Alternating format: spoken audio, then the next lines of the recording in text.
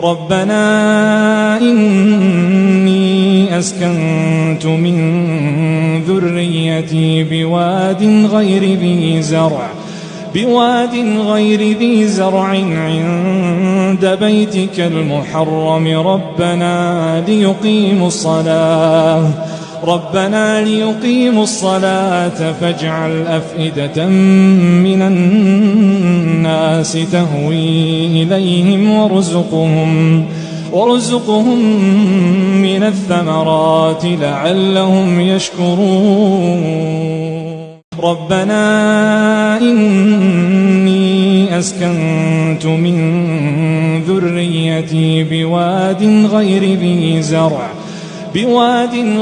ذي زرع عند بيتك المحرم